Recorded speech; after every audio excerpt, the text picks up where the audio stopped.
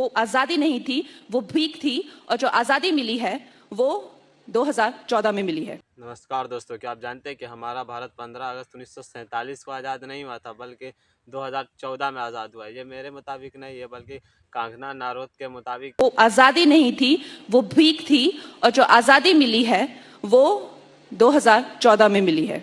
और ये कंगना रनौत के मुताबिक 2014 में हमारा भारत आज़ाद हुआ है। तो फिर 15 अगस्त 1947 को हमारे भारत में क्या हुआ था? क्या उस दिन हमारा भारत आज़ाद नहीं हुआ था? हाँ, ये बात है। जब से श्री नरेंद्र मोदी केंद्र में आए हैं, इनका मुताबिक है कि तब से ही हमारा भारत आज़ाद हुआ है।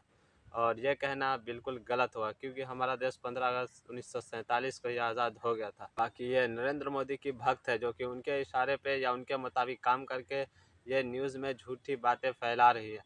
बाकी अभी 15 अगस्त गया है, जिसमें श्री नरेंद्र मोदी ने 103 मिनट तक भाषण दिया है लाल किला पे। और ये नई बात नहीं, बल्कि 2014 से ही वो भाषण देते आ रहे हैं।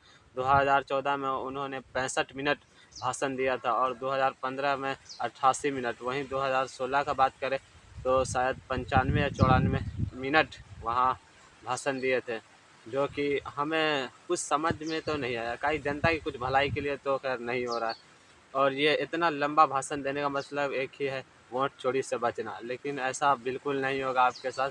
वोट चोरी में आप पकड़ा चुके हैं। लेकिन कुछ मीडिया ने अभी शपथ लिया है कि मैं मोदी के इशारे पे बहुत काम कर लिया, अब मुझे खुद से जनता के लिए कुछ करना है। लेकिन अब ऐसा बिल्कुल नहीं होगा।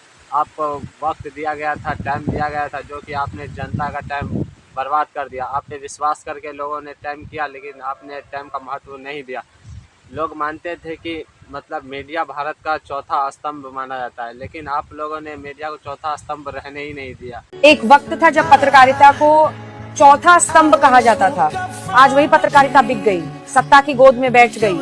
लेकिन आज एक चेहरा सामने आ रहा है माफी के साथ। नमस्कार, मैं अंजना ओम कश्यप, और आज मैं कैमरे के सामने एक पत्रकार नहीं, एक इंसान के तौर पे खड़ी हूँ। आज मैं आप सबसे माफी मांगने आई हूँ। सालों से आपने मुझ पर भरोसा किया, मुझे देखा सुना, लेकिन मैंने क्या किया? मैंने आपकी आवाज बनने की जगह सत्ता की भाषा बोलनी शुरू कर दी। हाँ, मैं स्वीकार करती हूँ, मैंने चुप्पी साधी जब बोलना चाहिए था। मैंने आंखें मूंद ली जब सच्चाई सामने थी। और हाँ, मैंने सरकार की चाटुकारिता भी की। वो बहसें, वो चीख पुकार, सब कुछ सिर्फ टीआरपी के लिए था।